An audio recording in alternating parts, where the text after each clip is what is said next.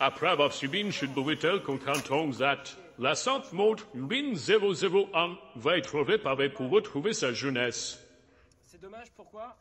Dans cette vidéo, on va simplement venir réparer cette petite montre. Comme tu peux le voir, l'aiguille des minutes, bon bah, est simplement décrochée, c'est pas très grave. Pourquoi? Parce que ça, c'est une montre prototype. Alors, qu'est-ce que ça veut dire une montre prototype? C'est simple, tu prends un drone, tu l'accroches, ensuite ça monte et elle s'est mangée un transat.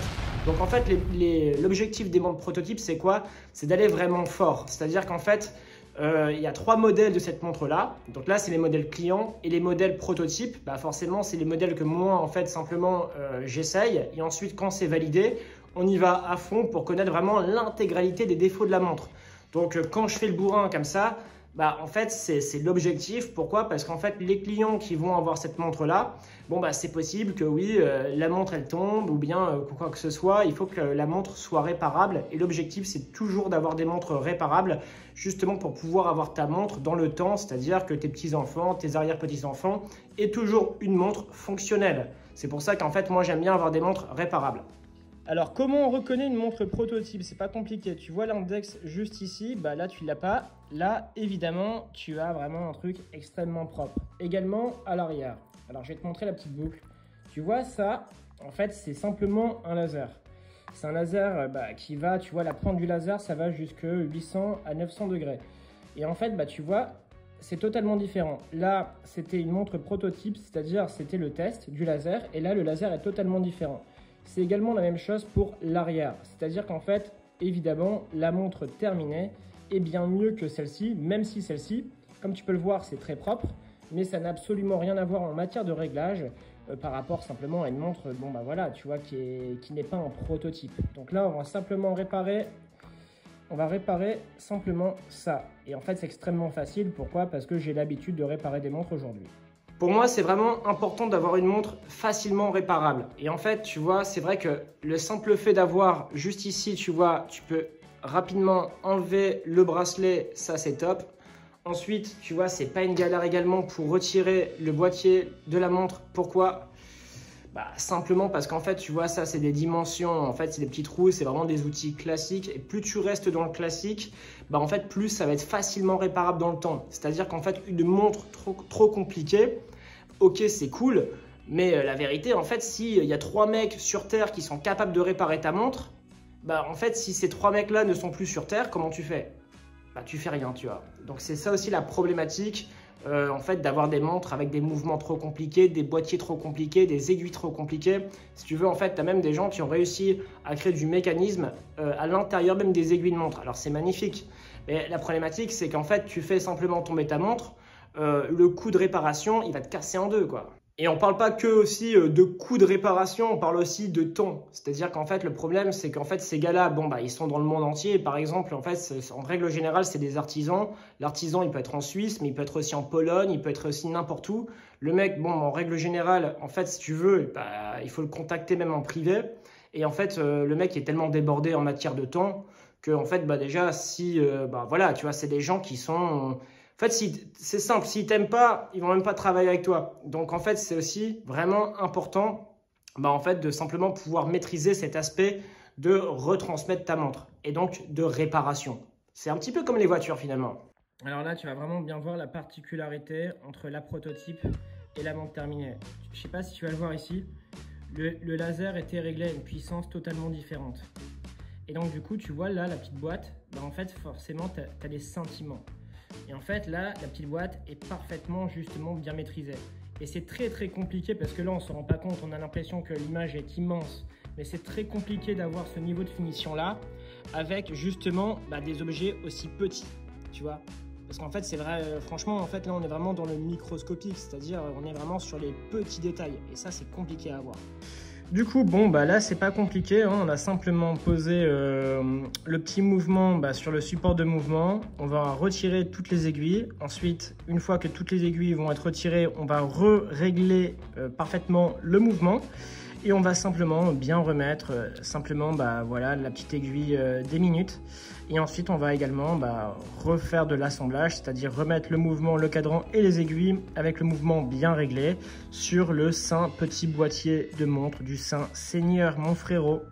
Alors là, c'est bon, logiquement, c'est fait. Alors, côté négatif, c'est que là, j'ai simplement mon petit matériel de nomade. C'est-à-dire, bon, j'ai pas grand-chose. Mais bon, on va voir si c'est bien réglé. Logiquement, c'est très correct. Alors, paf, deuxième tour. Alors, le 100, deuxième tour. Logiquement, voilà, ça devrait déjà partir. C'est bien. C'est bien. C'est bien, là c'est parfait. Et ensuite, bah voilà, tu vois, 1h du matin, 2h du matin, bref, la date a parfaitement sauté. Ensuite, les aiguilles, comme tu peux le voir, on va les mettre comme ça. On va mettre la trotteuse également au même niveau. Il n'y a absolument rien qui frotte. Alors on attend, on attend, on attend. Paf. Oula, il y a eu un problème là. Il y a eu un petit problème, je pense. Attends. C'est peut-être la trotteuse qui n'est pas bien maintenue. Ouais. On va remettre la trotteuse. Super. Alors, l'avantage quand tu as un problème avec la trotteuse, c'est quoi? C'est que tu n'es pas obligé de refaire les réglages avec l'aiguille des heures et des minutes. C'est-à-dire qu'en fait, là, tu vois, je viens de remettre la trotteuse et finalement, c'était très rapide et paf. Ensuite, voilà, bah, je vais te montrer le résultat en direct. C'est simple. En fait, c'est simplement parce qu'elle n'était pas assez. En fait, elle était simplement pas accrochée, quoi. C'est tout.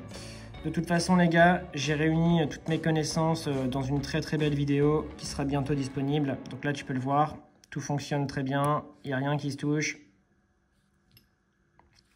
C'est bon, c'est fait. On va pouvoir simplement... Alors, ce qui est embêtant, c'est que j'ai oublié la petite soufflette. Donc, j'ai pas la petite soufflette. C'est pas très grave. Étant donné que c'est ma montre à moi. C'est la prototype. Maintenant, montre terminée bientôt. Du coup, c'est bon. Comme tu peux le voir, c'est fixé. Je vais pouvoir la porter ce soir. On va faire un petit test d'étanchéité très rapide. On va même y aller maintenant, tu vois. Paf. Tu vas voir ça en direct. Est-ce que c'est bien? Attends, je retourne la caméra. Et voilà, frérot. Là, elle prend l'eau. Et elle est extrêmement douce. Ah, bah là, tu peux le voir. Tu vois là, le petit reflet bleu. Une galère à obtenir. Bon, bah là, c'est bien. En fait, c'est un verre, comme tu peux le voir, bombé, avec un effet bleu. Et ça, c'est une douceur. Oh là là, quel miracle. Là, on est vraiment, frérot, sur une belle vidéo. Alors, c'est absolument ce que je voulais en matière de style. Si tu veux, on est vraiment sur un style très classique et portable tout au long de l'année.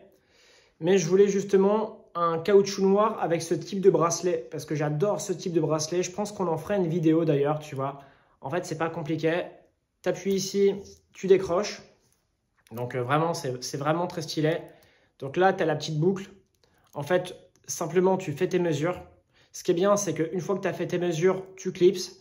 Et en fait, ça va éviter justement de tout le temps devoir, bon, bah voilà, desserrer, resserrer et abîmer les trous. Une fois que c'est fait, c'est fait. Et en fait, là, tu as vraiment l'attache ultra rapide. Donc du coup, qu'est-ce que tu fais? Bon, bah c'est simple, tu prends ta montre, tu as juste à faire ça, ça, tu clipses. Non, franchement, ce type, justement... Bah, en fait, ce type justement de, je sais même pas comment on appelle ça, bref, de bracelet avec un verrou, frérot, tu vois, le saint verrou du Seigneur, bah, franchement, c'est un très bon verrou.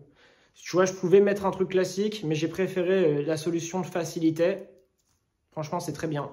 Quelle douceur. Et je trouve que ça reste une montre assez intemporelle, avec un petit côté créatif.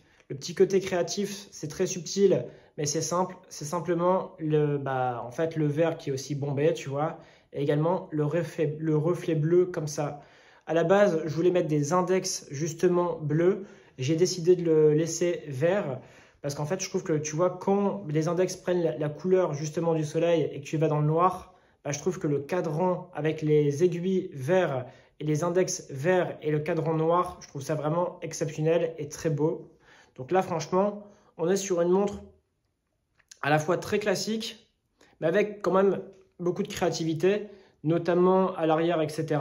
Et ça, tu le verras, tu vois, il y a énormément de créativité. Tu as même, on va dire, des petits détails cachés. Pour toutes les personnes intéressées par la montre, il n'y a que 3 exemplaires disponibles et c'est tout. Donc il y aura 3 exemplaires disponibles, c'est tout. Il n'y en aura pas 4, il n'y en aura pas 5. Donc c'est sur antoinebeauchamp.com. Et pour toutes les personnes qui s'intéressent à la création de montres, etc., tu as créeunemontre.com. Je te mettrai tout ça en lien. C'est simple, je crée des montres et je vous partage, on va dire, ce que je fais pratiquement au quotidien aujourd'hui, tu vois. Donc, plein de choses, hein. En fait, là, je suis en train de travailler sur 2 formations qu'on m'a demandé. Donc, la réunion de tout mon savoir pour assembler une montre.